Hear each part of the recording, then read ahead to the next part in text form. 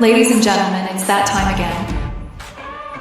From the deepest jungles to the outmost reaches of space and beyond the veils of death itself, the Bald and Bonkers Boys are back for another episode. It's no secret that you won't know what will happen next, but Dakota Franson and Chris Moll promise that all bets are off. Viewer discretion and straitjackets advised. These two idiots live up to the name.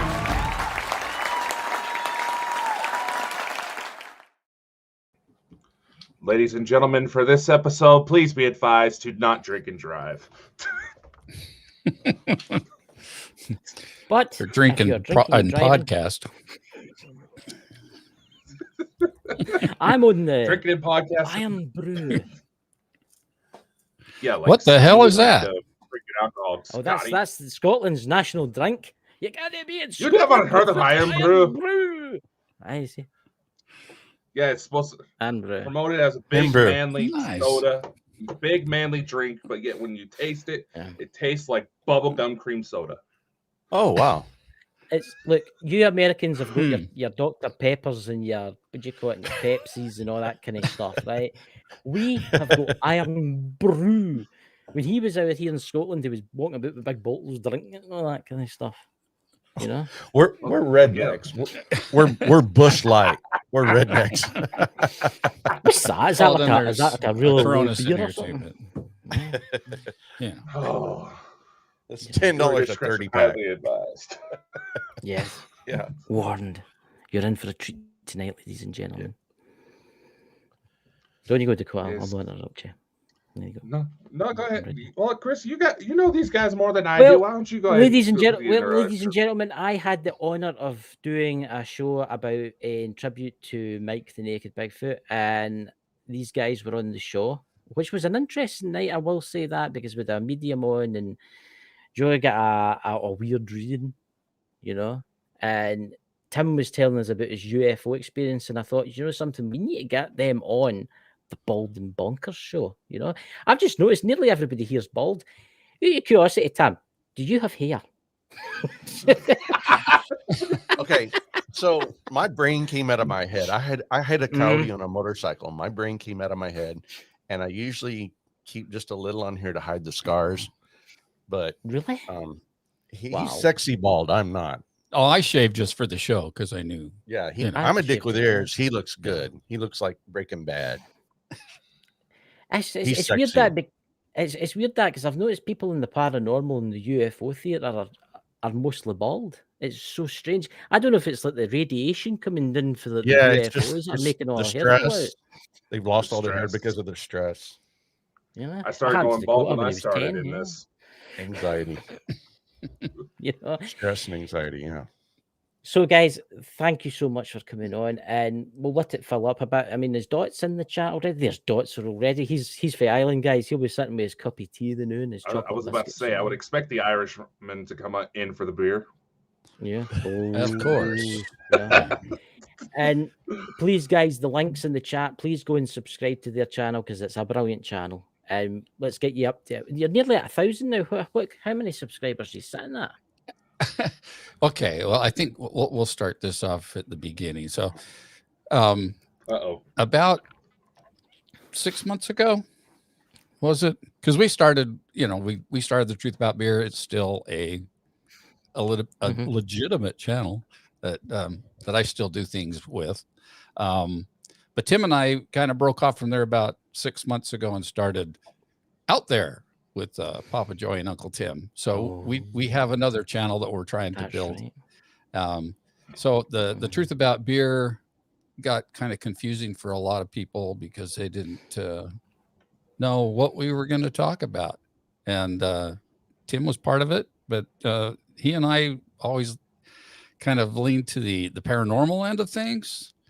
And our other host wanted to do some other things that political, I just couldn't totally get well, into. So we're in the right place with us. We talk about UFO and political and all those mad things. I mean, we got a video doing a couple of weeks ago because we mentioned the jibby jab.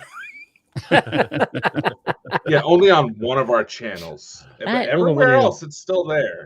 We've got loads of them. We've got loads of channels. I mean, loads. I mean, Dakota uploads onto the podcast side of stuff. So obviously, I would love to hear all about your UFO stuff, and obviously with the thumbnail tonight, you're standing in the cockpit. That's a good picture, by the way. That is a good one where you're like pointing. Can you, Tim? Can you tell us a wee bit about that? Because you went into it a wee bit the last time on the tribute for Mike's Naked Bigfoot, but could you get into a wee bit more for us tonight? Yeah. So what I want you to do is I want to play you a little bit of the transcripts of what actually is heard through the FOIA, Freedom of Information Act, and it's actual communication with the pilot and ground control and everything. But it started off. It was a flight from Tampa to Las Vegas. Flight 564. I think we left at 9 o'clock. And as you head toward Vegas, you gain an hour, you gain an hour, you gain an hour. And so we got on, I think, at midnight, which was like a 4.5, 5 hour flight. But then by the time you get there, the time change. So we're flying. I was working first class. I was a flight attendant, and I'd already taken care of first class. And this is late at night. So we call it the red eye. And most people just have a drink, eat their food, and they're out. They sleep the whole time. It's rare that you see anybody up on those flights. So I took care of the first class. There was 14 people in first class. I took care of them. And then after I took care of them, I go up and I sit in the jump seat with the guys, because I know all of them, and we're all good friends. So after Tampa, we get over to like the panhandle of Texas, and John, our first officer, says, "Hey man, come check out the storm." And so I go up there and I sit right behind him. And a 757's cockpit is pretty wide. It's wider than most. And there's no engineer or no navigator. So there's a lot of room in the cockpit. So I sat behind, and I'm like looking at the storm as we're flying right over Lubbock, Texas. And I'm watching all the lightning and the incredible, and it's just amazing. And so anyway, we're just sitting there, and we pass all the thunderstorm, and then John's reading his Baja magazine, because he races motorcycles through California, the Baja in Mexico. He does all that stuff. Eugene Tollefson was a captain. He was over there doing positions report. It was his leg, so he was doing all the the paperwork and the position reports and everything. And so we're just sitting there and just normal. And I looked out the window at about 2 o'clock, and I saw boom, boom, boom, boom. It was a light, bright strobe. And then it was a thin light that ran to the other one, and then it went boom. So it was like boom, boom. And I looked right out at 2 o'clock, and I'm like, "John, what is that?" And he looked up. There was dead silence in here, and we're like, "What the hell is that?" And so immediately he picks up the radio and starts talking to ground control in Albuquerque Center. And then you can hear the whole transmission of him saying, "Hey, we're looking at something up here with bright strobes on it. We don't know what it is. Can you tell us what it is?" And they're like, "No, we have nothing in the area." They called Bigfoot, they called NORAD, they called everyone. And they're like, "No, nothing." And then the story is amazing. I wish you could hear the transcript. Well, we could do that. We can do that. Do you mind if we play that for you? I just need let's do it. Need to set it up. So here's the funny thing: if you go on to YouTube, and you have to put in the whole name. So you put in America West Airlines flight case 564.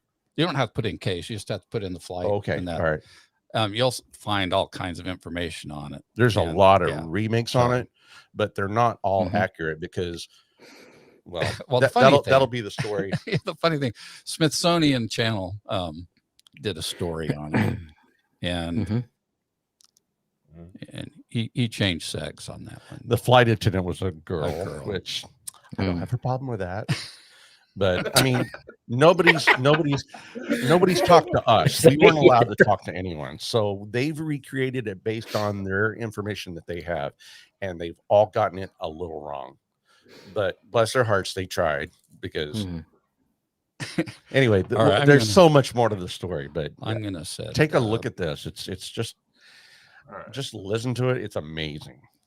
Yeah, I won't share my screen till I get it set up here, so you can keep talking, Tim. Fire away. Tell us more. But I tell you, it changed my life. It totally changed my life. I mean, I'm a different person, and once you see something like an abduction, people have been abducted, it's changed their lives, and they don't expect anybody to believe them, but it changes their lives. Now, in the very beginning, when this happened to me, I wanted to try to tell everyone what happened and make them believe what I believed. But then after a while, I got to the point where, you know what? It's not really about other people believing me. It's about just experiencing the sighting, the incident for myself, and growing and learning and dealing with it myself. It's not about whether or not people believe you, because there are so many people that think I'm a nut. Oh yeah. Oh, I was just like, been there.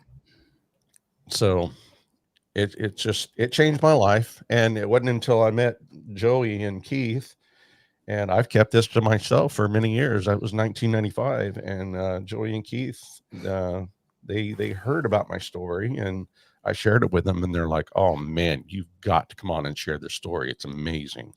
And I've got so much evidence, documented evidence, so it's not like my story. It's there. But nobody knew that I was the flight attendant on that airplane, and that's one of the reasons I'm happy, because I never got, I wasn't like a Travis Walton, I wasn't like a media blitz. Nobody hounded me and made fun of me, and I didn't get recognized, and I loved that. So, but now that I'm able to talk about it, it's wonderful. I'm getting there, I swear. If I get I mean, it must have been quite a shock to you seeing them just appear like that. I mean, what did the pilots say? Obviously, the pilots are like, "What in the name of God is that?" Yeah. Did they ever see after the incident? Did they ever talk about it, or were they told to stay quiet about it? Yeah, you're going to hear the whole story. Let's do it in chronological order. Yeah. You ready? So I'll see if this will work. So I share the screen, let's see this. All right. Well, I understand. Let's proceed. Don't show me again. What? I'm going to this channel. That's the one I want. All yes. Right. Yeah, just check this out. Let me go full screen. Hit play. Can you see that okay? Yep. All right. Perfect. Cheers. Enjoy this. This is amazing.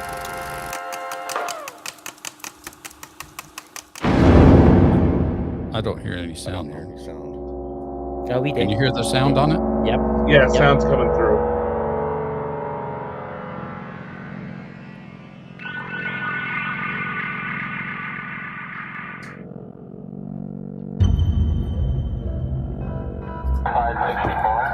Next 564, man. Yeah, on to our 3 o'clock. Getting some strokes out there. Can you tell what it is? I'll tell you what, that's some, right now, I don't know what it is right now. There is a restricted area that's used by the military out there in the daytime. Yes, it's on.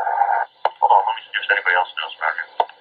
Albuquerque, Santa America 1359 at 310, we got light shop. America 1359, Albuquerque Center, rising up more than a very occasional light shop in that area. Hey. 564, did you pay that object at all? Cactus 564, no I don't. Talking to the 3 or 4 guys around here, no one knows what that is. We've never heard about that. But nobody's paying it at all? Okay, Cactus 564, second. There's nothing on the radar from the other centers at all on that particular area, that object that's up in the air? It's up in the air? Affirmative. No, no one knows anything about it. What's the altitude about? I don't know, probably right around 30,000 or so, and it's drill that starts going counterclockwise, and the length is unbelievable. Cannon 21. Cannon, go ahead. Hey, you guys know if there was anything like a tethered balloon or anything released that should be above high band? No, we haven't heard nothing about it. Okay. Guy at 39,000 says he sees something at 30,000 that the length is unbelievable and it has a strobe on it. This is not good. What does that mean? I don't know. It's a UFO, so it's that Roswell crap again. Where's it at now? He says it's right in time then. It's right in time then. No, we haven't seen nothing like that. Okay, keep your eyes open. Oscar Kilo. X564, we checked with Canon. They don't have any weather balloons or anything up tonight. Nobody up front knows any idea about that. You still see it? Negative. That's where we initially spotted it. It was between the weather and us, and when the lightning, you can see a dark object, and it was pretty eerie looking. There's aircraft off to the right here going east now. Maybe you'll see it. Okay. First time in 15 years I've ever seen anything like it. Arcade 5 in the next about 2 to 3 minutes. Be looking off to your right side. If you see anything about 30,000 feet, one aircraft reporting does something. It wasn't a weather balloon or anything. It was a long, white-looking thing with a strobe on it. Let me know if you see anything out there. What did he say? It said it was about 30,000. What's the frame case? Cactus 564, you still up? Okay, permanent 564. Yeah, that was south of your position? It was north. Okay, Arcade 5, let's make it out the left window now. Are you taking any traffic up out of that right now? I've got something passing off here at 9 o'clock and about 12 at 31 westbound. Good. Hey, you guys don't know anything about some kind of a weather balloon or UFO that's out in the vicinity of Fort Sumner tonight, do you? I don't think so. Stand by. Okay. At this point, the answer to that question is no. I was at 564's last time. Just for a note, we're going to take a minute. Was that in a restricted area? That was just basically south of Cherry where we reported it. Okay, the way you went through, the only restricted area is on your south side, nothing to the north side. And those restricted areas are inactive. There shouldn't be anything going on. Hang on a second. Yeah, I didn't know if you happen to know of anything going on out there. No balloons in the area, no nothing. Okay, where is this at again? It's at, you know where it's in Tucumcari, New Mexico. It's about 150 miles to the east of Albuquerque. Okay, how far from Holloman? Holloman, it looks like it's off the 030 Holloman for about 220 miles. Okay, I think. Okay, it's kind of hard for us to see here. Okay, 030 for about 200. We don't have anything going on that I know of. Yeah, I didn't know. We've tried everybody else, and nobody else is. This guy definitely saw it run all the way down the side of the airplane, so it was a pretty interesting thing out there. Okay, it was at 30,000 feet. 30,000 feet. It was like long. Yeah, it's right out of the X-Files.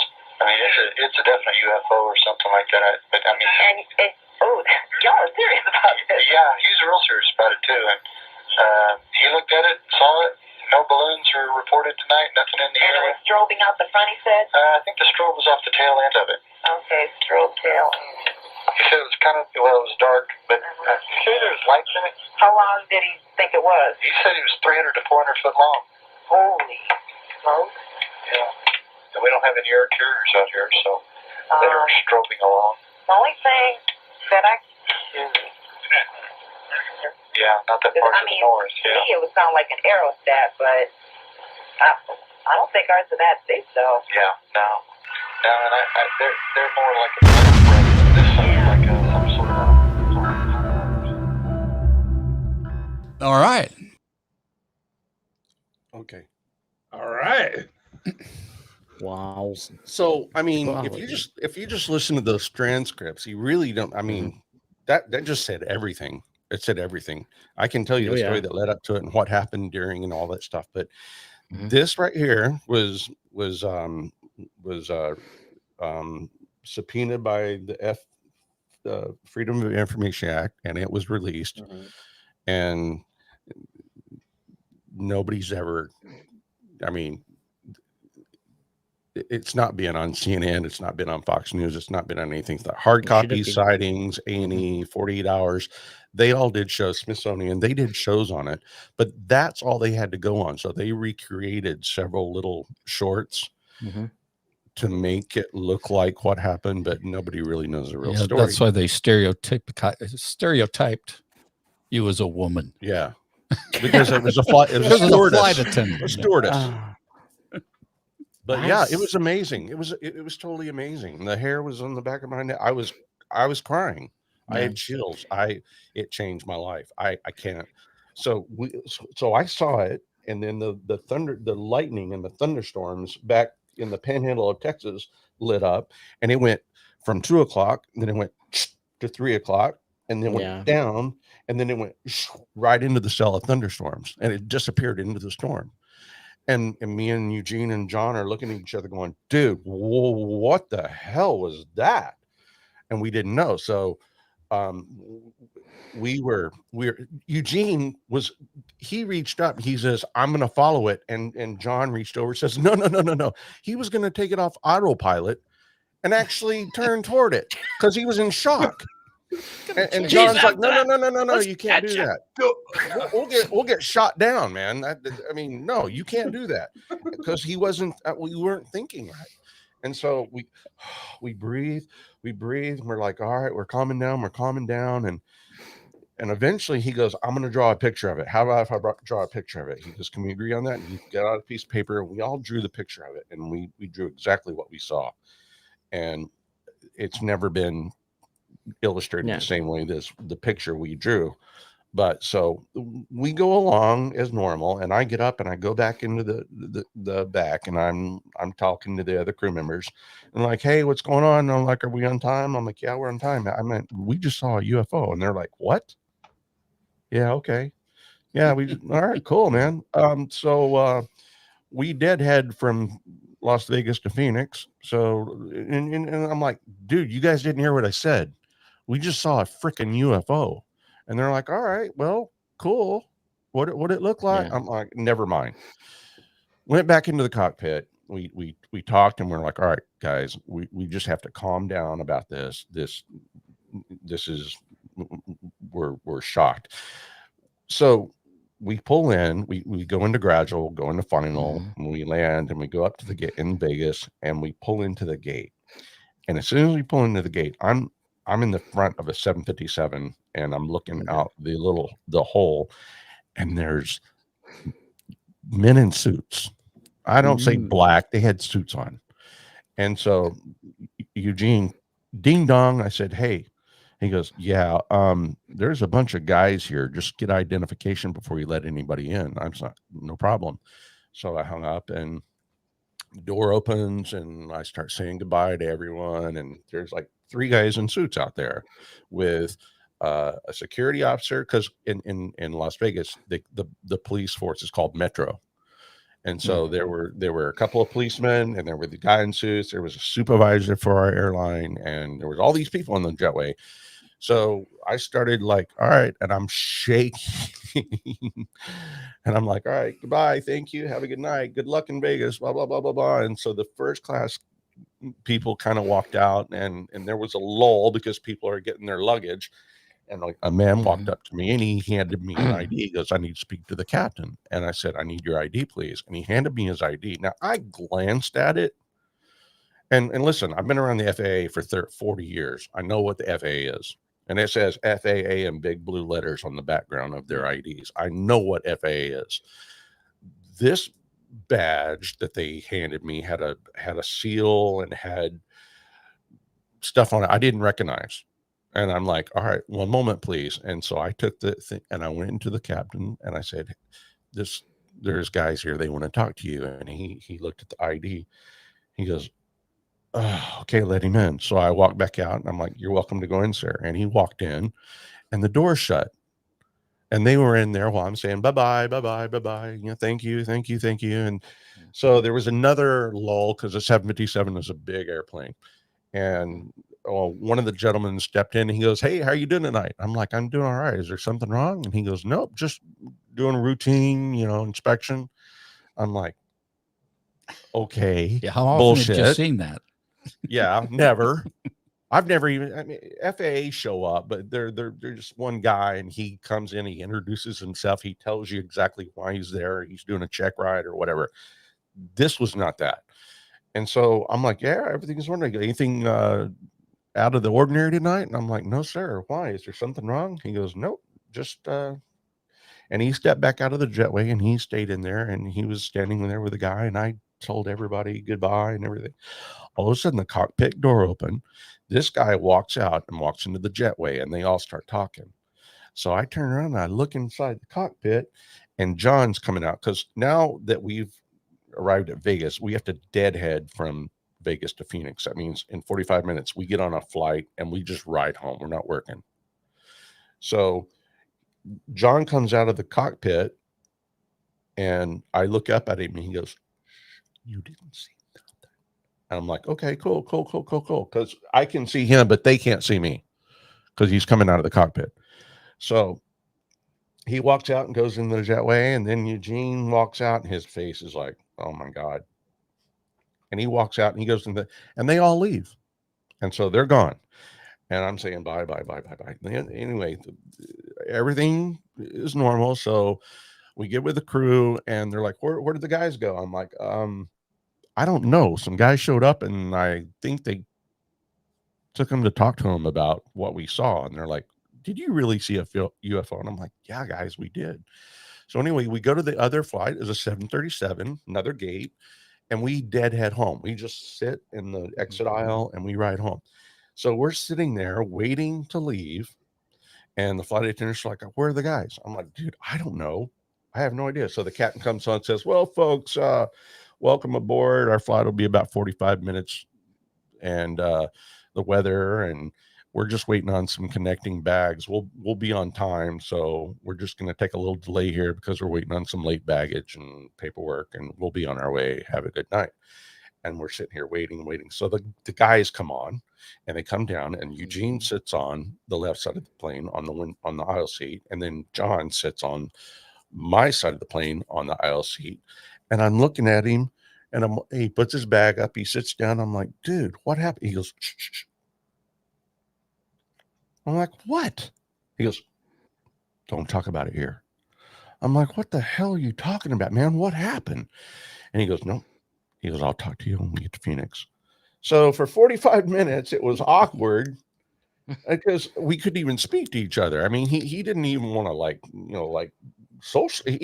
He was, and his eyes were like stuck out of his head. And I'm like, "All right, whatever." So we land, we go through the terminal. We don't talk. We get to the bus that takes us to the employee parking lot. So we're on the bus and I'm like, "Hey," he goes, "Shh, shh." I'm like, "Oh my God, this is stupid." So we get out. He goes, "Follow me," because he's parked in a different area than I'm parked. And so I parked. We pull our bags. We go out to the back of his car. And he's like, "Dude, we didn't see anything. We did not hear anything. We are not to report anything. I don't want to be disappeared in a desert." He goes, "I will lose my license. I could lose my life. I'm not saying anything." I'm like, "What the hell happened? Who were they?" He goes, "Dude, I can't even tell you." He goes, I've already told you too much. Just go home and forget this ever happened." And I'm dumbfounded. I'm driving home and I'm looking up in the sky and I'm like, "Oh shit. Whoever that was in that ship, they saw me and they know I saw them." And then as I'm driving home, I feel like they're watching me. I had that feeling that they were right there. And I'm like looking up in the sky. And I'm like, "Oh shit, they know I saw them. They're following me home." And I was scared to death. And I got home and I was staying at my mom and dad's that night because I commute. And so I got in at about 4:00 in the morning and I walked in and I'm like, "Mom, Dad, wake up." They're like, "What?" I'm like, "Listen, I gotta talk to you about something."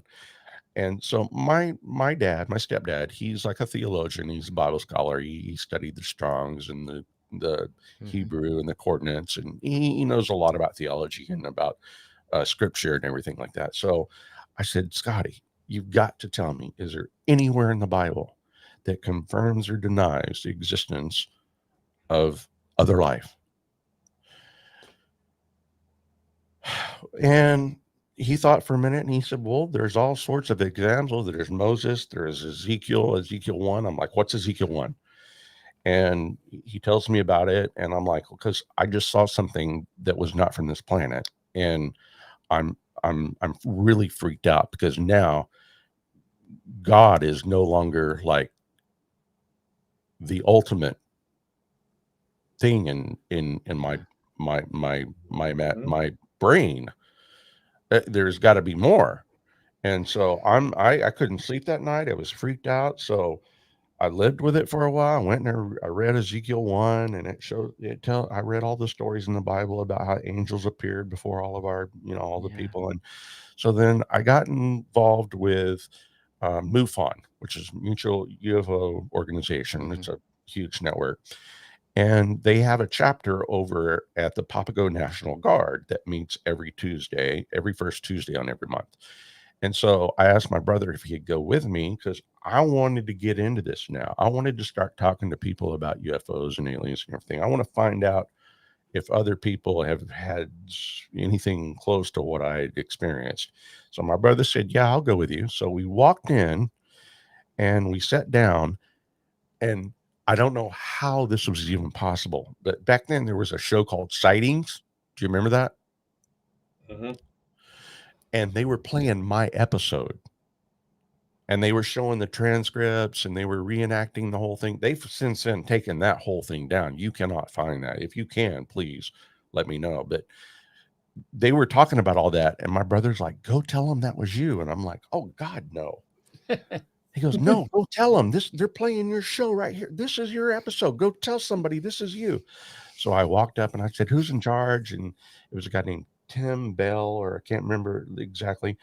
And I walked up and I said, I need to speak with you. I mean, took a while to get to him. He was hard to get to talk to. And they're like, well, why do you want to talk? I'm like, I have to talk to him. So when he got to me, I'm like, see this thing you're doing right here, this sightings thing? I said, I was on that airplane. He goes, what? I said, I swear I was a flight attendant on the airplane. I'm the one that saw that UFO. And he goes, you've got to be kidding me. I said, no, I swear I know the whole story. And so he said, come with me. And he went with me. And then he started telling another guy, this is, and they're like, hey, do you mind just getting up and just introducing yourself and talking about it? Well, that's not why I was telling you this, but I guess. And I'm stupid. I'm stupid. And so he gets up there and says, hey folks, welcome. We'd like to welcome everyone, and blah, blah, blah. And they go through all their formal announcements and everything. He goes, well, folks, we had a great show tonight, but fortunately we have a surprise guest. And he said, you just saw the show up here on this. He goes, we've got a guy that was actually on the flight, and we'd like to bring him up right now and have him share the story. And they said, Tim, come on up. And I'm like, I'm sitting here going, what the hell have I done? So I got up and I walked on the stage, and it's at the National Guard. It's an auditorium, and there's people like, there are people in there from college doing theses. There's people in there that are believers. There's people in there. Who knows what kind of people are in there? And so I told the story. And then after I was done, I left, and everyone's like, wow, wow, wow, wow. So anyway, we ended and everything. And so as I walked outside, people attacked me. People walked up to me and they were putting their hands on me like, oh my God, yes, I feel it. I'm like, what the hell are you doing? And they're like, oh, dude, they were going, there are these people out there that believe that they can like have some of the energy from me from that. And there were people putting their hands on me. It was weird, dude. It was weird. People wanted my autograph. I can feel it. So after this one guy walks up and he goes, after you're done with all these people, I'd like to talk to you. And I'm like, okay. So I was done with all the people. I'm like, dude, let's get out of here, my brother. And so I walked up and I'm like, yeah, what's up? And he goes, well, my name is Erskine. I do a talk radio show here in Phoenix. It's on AM radio, and it's about paranormal. He goes, it's on the same concept of Art Bell. And I do a show here. I was wondering if you would like to be on my show one time. And I said, oh man, I don't know. He goes, you'd have to come downtown. You'd have to do all that. But I'm like, you know what? I'll think about it. I don't know. So I took his card and I went home, and he called me again and said, hey, this is Erskine. I was just wondering if you've, given any consideration about coming on our show. And I'm like, you know what? I'll do it. So I went on his show. And while I was on the show that night, I told the whole story just like I told it. And then there were people calling in asking questions. And then Erskine stops and he says, well, we have a special call-in guest on the phone. And Linda, are you there? It was Linda Bolton Howe. And so she starts asking me questions. How did you know who the guys were that met you? Was it FBI, or how do you know who they were? I'm like, I don't know who they were. Their badges looked official, but they weren't FAA. She goes, so you don't know they were FBI? I said, no, I never said I knew if they were FBI. I don't know who they were. And she goes, and she started badgering me and asking me all these questions. And I'm sitting here looking at Erskine going, dude, what the hell? Why she beat me up here? I mean, she's trying to discredit me. And she's like, how do you know? What you said the ship was 300 to 400. Well, that's a big difference. Was it 3 or was it 4? And I'm like, honey, I don't know what to tell you. I didn't know who she was. I had no idea. I'm not familiar with alien community at all. And so I'm like, well, man, she really like tore me a new one. And after we got off and after the show was over, I'm like, she was a bitch. She was really rude to me. And I know that's her job. But I took it personal. I'm like, yeah, she just made me look like an idiot. Like I'm making all this shit up. And I don't appreciate that. I'm not going to do this again. And Erskine's like, don't worry about it. That's the way this works. There's a skeptic and there's a believer, and you have to have both sides, or it's not. It's just like fair and balanced. I'm like, all right.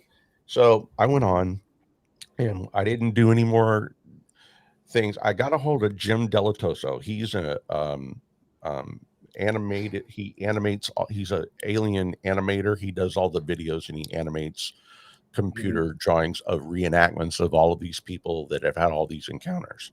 So he said, hey, would you come in and let's try and recreate what you saw? And I said, sure. So I forget, it was called something laboratories. And I went down and I met with him, and he asked me what it looked like. And he started putting all this stuff in the computer, and we got a fairly good image of what it looked like. He did a really, really good recreation of what it looked like. And that was pretty impressive. And then he's done a show on that since then. And so anyway, then I backed off and I haven't done anything. I called John. John's like, no, don't want to talk about it. Don't want to talk about it. And so that was in 95. In 98 or 99, 98, my buddy calls, hey, John's trying to get a hold of you, John Waller. And I'm like, really? And they're like, yeah, here's his number. My buddy Joe Mack was still flying with him because I quit. And he goes, give John a call. So John calls me up and says, hey, man, Eugene is thinking about going forward and sharing his story with the media. I don't know whether it was hard copy or 48 hours or Annie or whatever it was. He goes, he's going to share your story. And I was just wondering, do you want to be involved in this?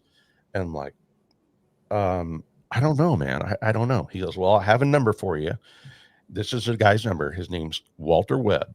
And you can Google Walter Webb right now. And there's no face of him. There's no image. He disappeared. And nobody knows anything about him now.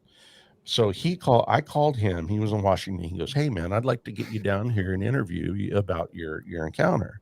He goes, could you get a red eye out tonight? I'm like, no, I don't feel comfortable with that. You know, I don't know who you are. You're wanting me to come to Washington and talk to you, and you want me to leave right now and come to. I'm like, no. Let me think about it. Let me talk to I'll talk to Eugene. I'll talk to John, and I'll let you know. And I didn't get back to him at all. And 2 weeks later, John called me again and said, "You're not going to believe this." I said, "What?" He goes, "Eugene is dead." I'm like, what? They found him dead of natural causes in his home, and he was alone. Now, any other time,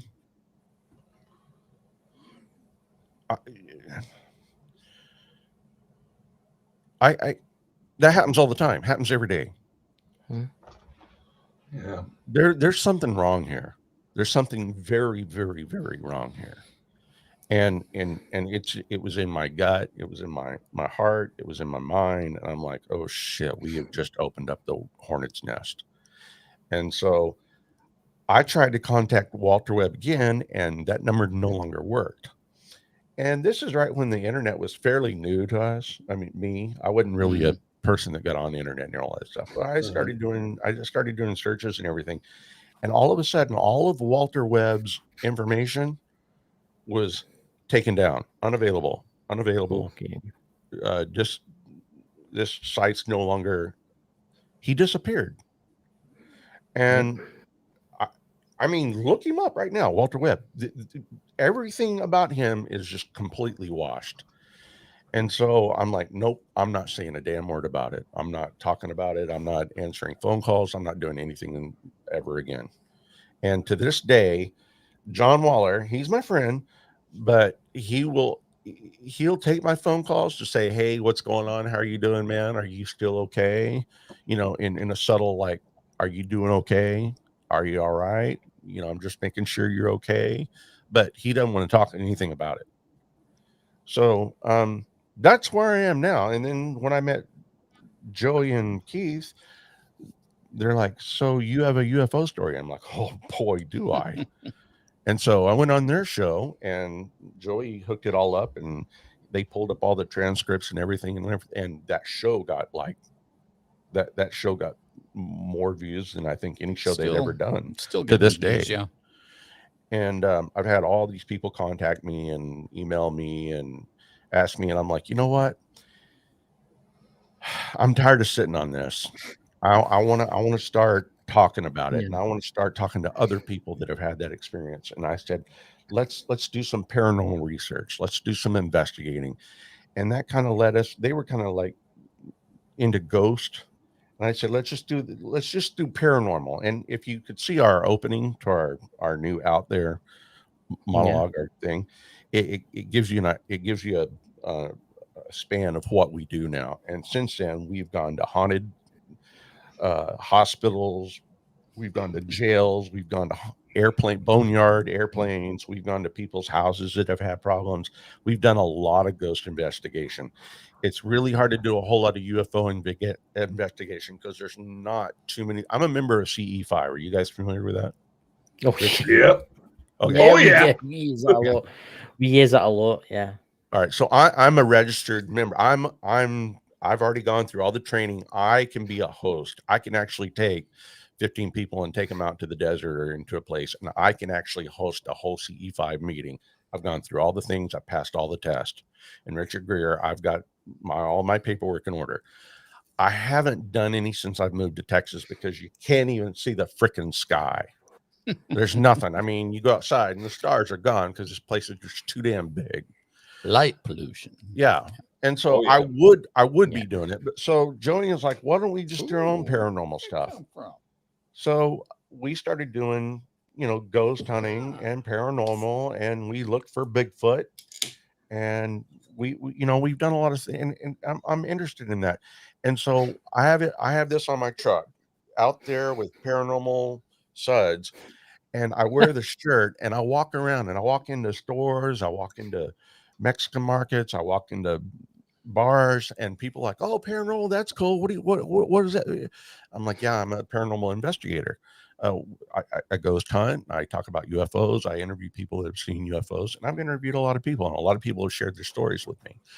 So it's no longer a question in my mind, especially with what happened to me. But now I want to help other people that have had experiences that were too afraid, like me, to come forward because you feel like an idiot, or you feel like you're going to be fun of, or you're going to be ridiculed. I mean, Linda, bless her heart, she's wonderful. I love what she does, but she kind of broke my heart, and that's okay. She didn't know, and that's her job. But Joey and I have made a pact to start helping people like me. Yes. People that we don't want to go. We're ghost hunters, but we don't go to places that have been investigated. You see all these ghost hunter shows. Joey, now what we want to do is we want to hear about the person across the street that's got something wrong in their attic or their garage or their bedroom. Yes. And we want to go over, have an interview with them, and then have them leave and go in there. And we want to communicate with these things, find out why they're there, what they want. If they're peaceful, they can stay. If they're not, we want to ask them to leave, because we're doing it for them. That's the way we want to help people today. Yes. And that's basically where where we've ended up. Yes, and we don't do it alone. No, we have a whole team. We have a bunch of people and a lot of equipment, and we do it right. We go to graveyards, we go to antique stores, we go to jails, hospitals. We were up in Kingman. A guy said, "Can you please come check out what's in our house? Something's weird in our house." We went up there, and my wife and I went to do an interview before we went to investigate it. And we walked in, and shit was being thrown everywhere, and our equipment was going crazy. And I'm like, "Dude, there's something under this floor. What's under this floor?" And they're like, "There's nothing under this floor." I'm like, "No, there's something under this floor." And I noticed the carpet wouldn't attach to the side baseboards. And I'm like, "What's under this carpet?" And they're like, "We don't know." And we pulled it up, and it was a pentagram. Ooh. So we told them we would come back and do an investigation, but they left. They left before we got back up there. So that's where Joey and I are right now. We're trying to help people understand. We're called S.U.D.S, searching, understanding, discovering. Subscribe, guys. Subscribe to the channel. Dakota, would you like to ask them some UFO questions? Because I can tell by the looks, I can tell the wee cogs are ticking over. Absolutely. No, honestly, just hearing your story, I'm honestly facing a lot of the same stuff. I've been starting to come out about my own experiences. I just went to a conference down in Orlando, and everybody was recognizing me from this show. One guy was offering to buy me dinner, and I was like, "Hey, oh, you're not my type." Then there have also been times where I come out where I go to share my story. I shared some real personal stuff, and people are just like, "Well, that man is totally lying." It's like, you know what? Fuck you. Yeah. I get where you're coming from. I mean, there's a slight possibility a bomb threat was called in to scare me off on something, but that's still being investigated by the police as we're talking. So I'm just amazed. And I want to meet these other people that have had experiences like me, man, because they're not alone. And I'm this whole time I've been talking about this, my body's shaking. I'm all choked up. My anxiety's crazy. And every time I talk about this stuff, I get chills. It's traumatic, man. It's really stressful. I've learned to manage it and deal with it, but man, it's a lot of work. Do you not think maybe this was meant to happen? You were I believe that. Yeah, I think it's all connected. Well, I'm an ordained minister, but I don't preach anymore. My dad's he was a traveling evangelist and went all over the country healing people and speaking in tongues. I left the church. I was no longer religious. I became spiritual. And so I don't believe in like religion anymore, but I'm spiritual. And so I do believe that there is a reason that encounter happened. And this is, I bring it back to Travis Walton. I'm not special, but I was chosen for that. They know I saw them. They know. Why would they let me know if there wasn't a reason? There has to be a reason. Because they had a plan for you. They wanted you to see them. Maybe they followed you home. It was confirmation. No, I think they did. Maybe they followed you home because maybe they were looking after you. You never know. And I've got a story when I was young about an abduction, but I don't tell anybody because it's too crazy. One day, I hope welcome to the crowd. One day, I hope to do hypnotic regression and have somebody get me in. I want to interpret this dream I've been having all my life because it doesn't make any sense. So I do feel like deep inside somewhere, I have been abducted, but I'm scared to go down that hole. Maybe it's time you went in there. Maybe it's time you opened up the can and went for it. Yeah, I don't mind. I'm not scared of anything. I've almost died 9 times. I'm not afraid of dying. Before I got into this, I was like a Christian. I believed in Jesus and all that stuff. I believed in the Bible and stuff. And then I started to experience things that were one of the things that were like I seen UFO. I seen that day. I seen that UFO. The one that I shared with Dakota, the one that I just couldn't understand why I could see it, but my phone wouldn't video it. And there's so much more beyond Jesus. Thank God people believe in Jesus, and sometimes I'm kind of glad that people don't know about what more is out there. It's amazing the dimensions, the portals, the Oh, parallel universes. I mean, I can't talk about it to people because they don't understand and they think I'm nuts.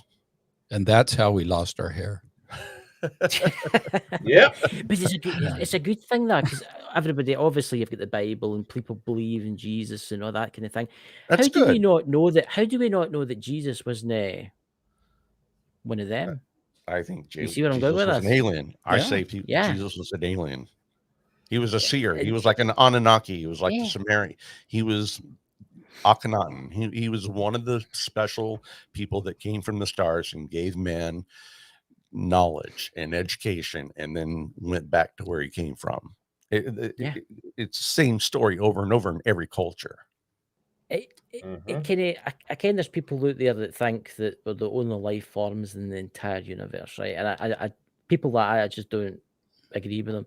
I think it's a good thing to know that there's other life out there, that there's other civilizations out there. Right now, there's civilizations out there that are running about the same technology as us.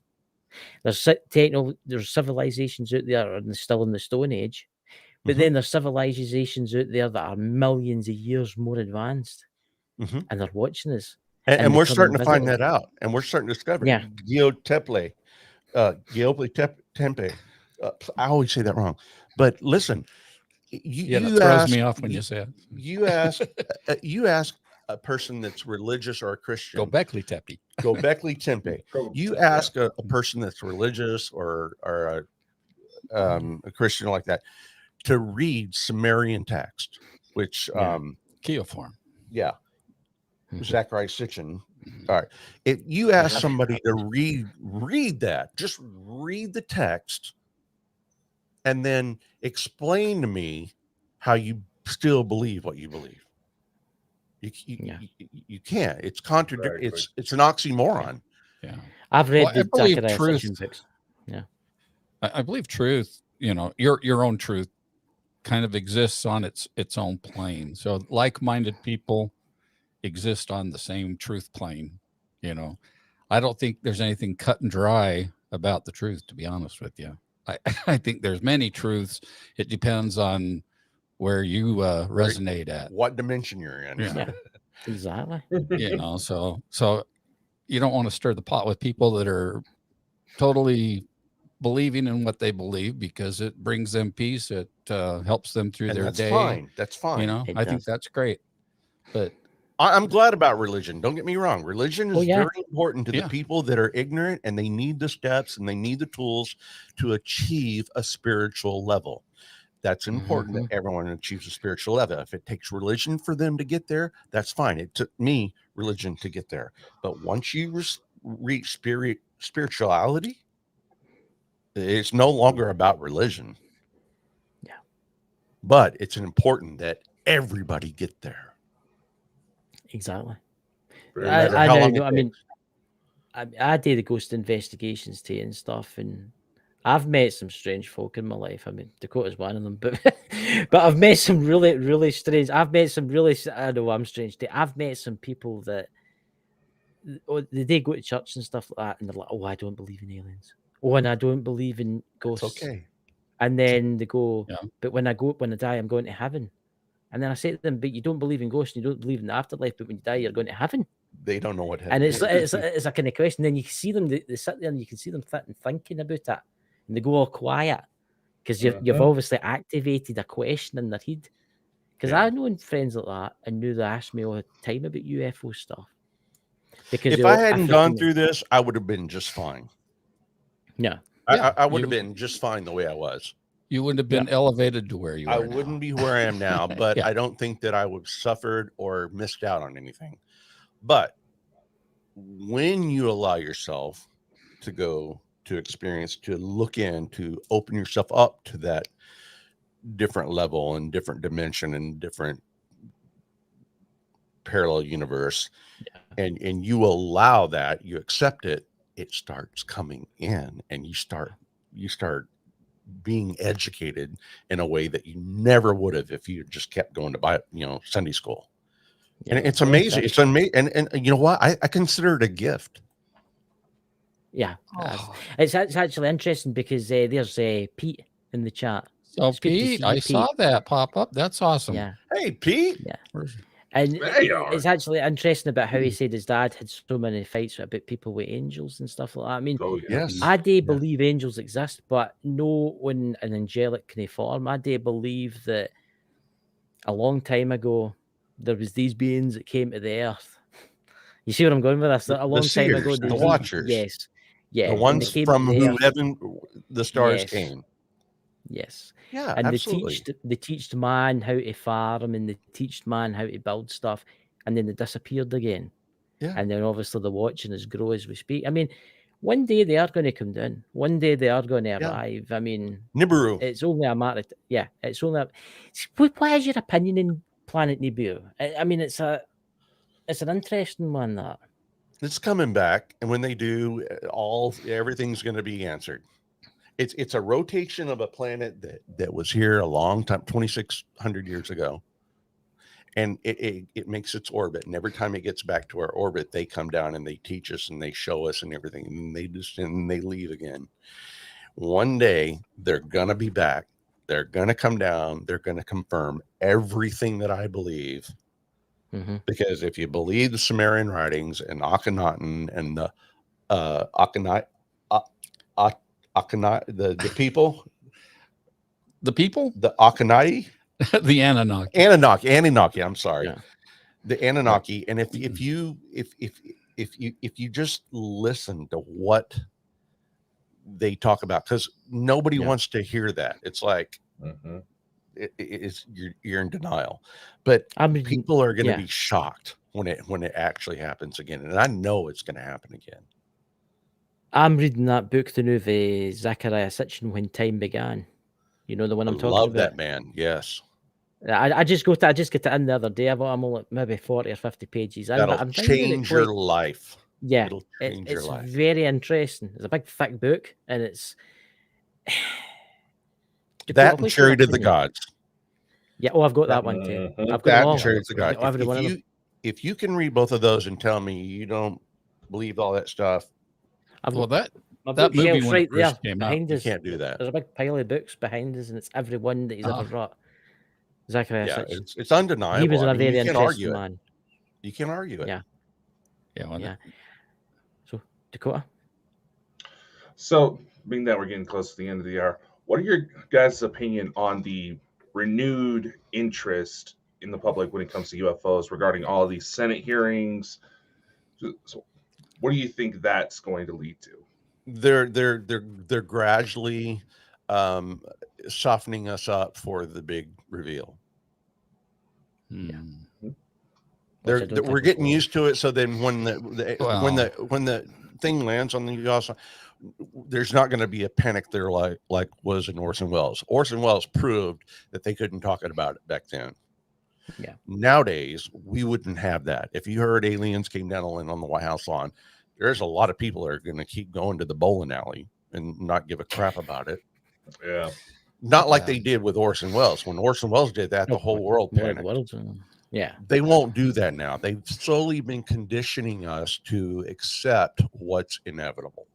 And when we're all numb with it and we all accept it and all the movies and all the stuff and we're all cool, then they'll tell us, and we won't lose control as government and society as we know it. Well, we can go forward just a little bit though from that. I think not only are they softening us or helping us to expect what's to come, but they're positioning themselves to be able to do a false flag and not lose control. Right. That's my concern about it, because them control faking it and turning the tides before the real aliens come. They can't do it until we're ready. And I don't know. They that could we're do ready, that, but and they still have control of us, or of the country or whatever, of the people. Because if the aliens just came down and landed on the White House lawn and stepped out, then said, "Hey, we're here and we're it," not a whole lot of people were shocked like they were with Orson Welles. But they're going to say, "Well, then why do I need to listen to police or a judge or government?" We'll lose control as organization of government as we know it, because nobody will respect a policeman anymore, because what the hell are they? They don't mean nothing. I personally think the will come, but I think they're waiting for our society to try and repair itself a wee bit. I think Yes, they're waiting. absolutely.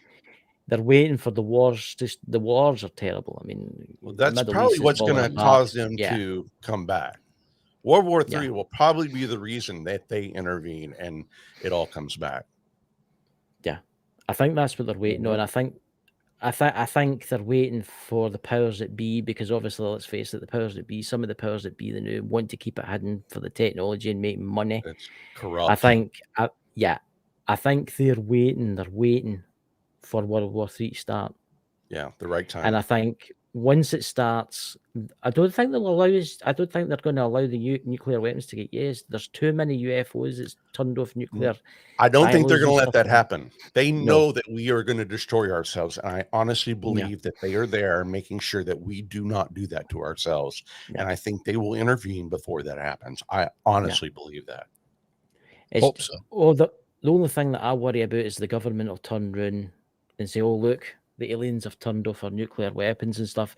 Let's unite to fight the alien menace. You know, that's like Project Bluebeam kind of thing comes in. And I mean, let's face it, all they need to do is some like kid-owned spaceships together a city, and then they can drop bombs on that city and say it's the aliens that did it. But why would they want to do that? The aliens were here before humans were. They created aliens us. living on. Yes, there's aliens that live here long, but they're still living under the oceans and stuff like that. Why? There's a gene in our DNA that cannot be identified because it was intervention. Yeah. Sorry, I'm getting too deep. I know I love this kind of stuff. No, I mean, we've gotten worse. Oh no, honestly, this stuff is amazing. Yeah. And one day, I think in our lifetimes, I hope I get to see it. I told my kids, God, I hope I'm here to see it. I really, really I think do. it'll be happening Because of soon. all the history, So you have history. You have let's say 2000, 3000 BC, and then you have Christ, and then you have 1, 2, 3, 4, 5, 6, 2000 AD. All right. What have we had up until 1947? A wheel and fire. Yeah. Yep. What happened Technology. when that spaceship crashed and we started reverse engineering? How the hell did we go from wheel to fire to a microwave to transistors to electronics to nanotechnology to lasers to fiber optics to... Come on, guys. Seriously. Who can deny that? It makes you wonder what this human civilization will be like after they arrive, because they'll give us, well, we'll probably have to earn it ourselves, but we'll have it with their help. We'll be able to build ships that will travel to different parts of the galaxy. Yeah. And then one day, maybe in 1,000 years from now or 2,000 years from now, we will be a civilization that will find a planet out there, just like we were in the 1940s or the 1930s or whatever. Yes. And we'll be like, oh, look, they're coming close to making the nuclear weapons, right? That's it. We need to help them. And then it'll go. And I think that's how it works in the universe. I really do. I think that's because they'll pass on, we'll join them, they'll help the next one, then they'll join us. And that's what happens. I really do think that. Yeah, it's just amazing if you step out of the box and look at it. It's not supposed to make sense how we are where we are today. It just doesn't make sense. It's like the H stones and what is that one? Pumapuku. Yeah. Today we can't create those things. We can't do that. Today we cannot do that. So it's lost technology, and I believe the world's been destroyed many, many times.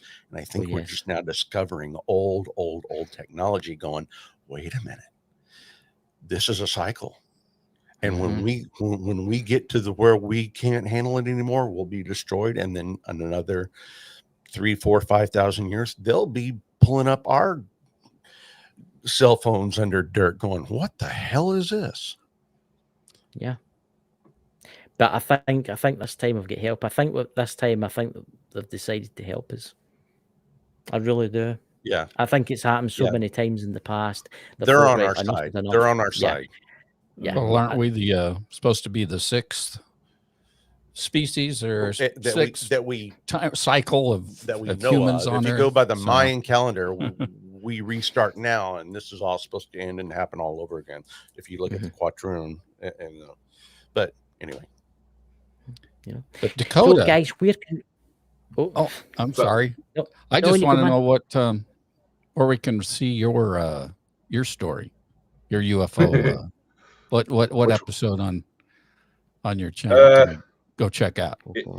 It's kind of spread out because we've had several incidents where shit got weird on the show. I mean, there's been sections where we had certain guests on, and for some reason that guest and I couldn't hear each other, but they could hear Chris just fine. And I'm having to type my questions in the chat just to communicate. It's still a developing story. It's all over the place. The saga still continues. Well, then I think we need to have him on our show to tell his story. That's what we'll do. That'll be easy. Have you on our show and see how our audio goes. Yeah, our audio always goes ass crazy when we do shows. I mean, we have so many, especially when Mike was on. Yeah. Oh God. Oh, Mike turned into a silent. Nothing worked. We had lights flashing when Mike and I would link up. Yeah. Whatever he had tied to him and whatever was tied to me did not like each other. Right. We've had that. We've had things tonight. We've had nothing go wrong. This is probably, as far as I know, for our first. Touch wood. This could be our first time we have nothing go wrong. We didn't have anything go wrong on our last we were doing the. But I'm telling you, man, I know what you're talking about. I mean, we've had shit go weird. Things stop working, batteries die, cameras working. He had a camera that just disappeared. Our lights flash. We've had computers blow up. Yeah. There was one night. We actually mentioned that last night, Dakota. What was the night that we were talking about? Was it a UFO subject? And you went, beam Chris up, and I get kicked out of StreamYard. That was that. No. We got to talking about it. Chris was joking. It was like, take me. All of a sudden, his connection just drops. Something kicked him out. Awesome. Well, how do we find your feed? You're gonna have to share that with us. We'd love to. Bald and Bonkers, right? Oh yeah, we try to sync everything through Bald and Bonkers. We're out to. We're on Amazon today, we have like 50 plus different locations our shows go out to, so that in the event something gets taken down, there's several more copies for people. Cool. We're gonna get more involved with that. Yeah. And also we've got the TV network. Dakota built a TV network. That all this. Yeah, we have Bonkers TV that plays all of our YouTube videos as kind of a old school linear TV. We're working on getting our own streaming platform together, so that way we have full control over it for whenever all this shit decides to go against us. Very cool. Yeah. But I want to thank you guys so much for having us on. I mean, this is awesome. Brilliant. It's been a brilliant show tonight. So, guys, where can everybody find you? Let's come on, plug it. Where can we all find you? I'll tell you what. I'll show you. I'll come back and share it if we can. Just now our episode's still playing there, dude. Yes. We want to show you just our intro so if people want to look at it, they can. It's really cool. Joey and I put it together. It's really cool. And we're proud of it.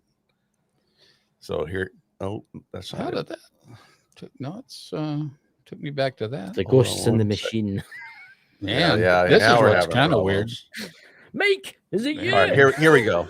Let's share this right here. All right, let me take it back to there and big screen. Still big screen. I'll come back and share if I can. It keeps not letting me. I have to keep it small. All right, now I'll share. It should be up shortly, guys. Here it comes. There. But I got to go in and start it. Do you hear it?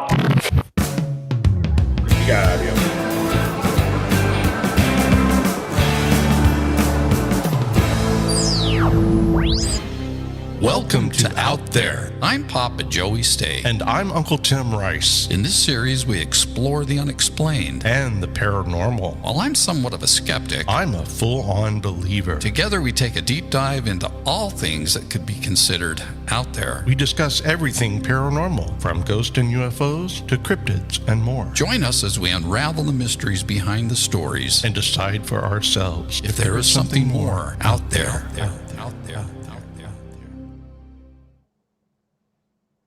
So cool. Thanks for letting us show that. That is brilliant. I like that. Yeah, so this is the channel is out there with SUDS. And you can see we're only at 46 subscribers on that one. So. This is new. We just started this, but we're looking forward to reaching out to a whole lot. I'm going to subscribe to that tonight. We might need to get you synced up to Bonkers TV, so that way No, that would be awesome. That'd be awesome. Yeah. All right. You could actually stream to the Bald and Bonkers Network. You could actually stream to the Bald and Bonkers Facebook group, and I would let you stream to a Ghost Squad Scotland group if you want on Facebook. If you're on Facebook. Awesome. Yeah, we do. Yeah. And we're going to start doing a live show every Tuesday night. So, yeah, you'll get more viewers. You'll get quite a lot of viewers through the Facebook group because there's a lot of people on there that like that kind of stuff. We'll share our out there Facebook with you, and we look forward to talking to your guests.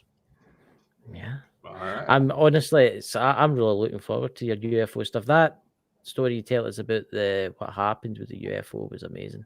Yeah, I probably won't sleep tonight. I'm going to be all shook up. You'll be a chap at the door, and there'll be 3 guys in black suits. Yeah. You want to have a word with you? Oh, there's a reason why I literally have security cameras pointing at me at night, just in case something happens. It's scary, man. Once you dive into that unknown, man, you're done. I've had an abduction where I ended up 30 miles away from where I was at, and I may have had hybrid children. Wow. Awesome. Yeah. Awesome. Yeah, we're definitely I'm going to all get together on that I'm all story. in. Yeah. So there you go, ladies and gentlemen. You know, look, the UFO world is an amazing world, but honestly, you're going to experience some crazy stuff in your life. You really are. It is because the deeper down the rabbit hole you go, the more it opens up. Yes. You know. Oh, there you go. I think you just hit 50 subscribers there. I've just subscribed there. There we go. All right. Thank you. We're excited. There we go. So, guys, I would like to thank you for coming. We'll talk to you behind the scenes. Everybody that came tonight, thank you very much. Remember, Dakota's got a show this week. Is it the Dakota Files? Am I correct? Yeah, Branson Files, or I go more into my own research on this type of stuff. And I think this one is probably going to spook some people. I hope so. And Friday, I'll be doing Paranormal Uncut. I don't know what we're talking about yet, but it'll be something interesting, probably. So, thank you, everybody, for coming. Remember, hit that subscribe button, hit that share button, and see you all soon. Take care. Thank you, guys. Talk to you guys behind the scenes. Catch you later, dudes. Much love. Unfortunately, that's all the time we have for today, ladies and gentlemen. Be sure to like, follow, and subscribe anywhere you see Bald and Bonkers for even more insanity. Be sure to spread the love to the Bald and Bonkers Boys' other endeavors. And a special thank you to our audience, guests, and everyone else who helps make this crazy ride happen. Amazing things are ahead. Learn more by visiting www.baldandbonkers.net. See you next time. Much love and take care.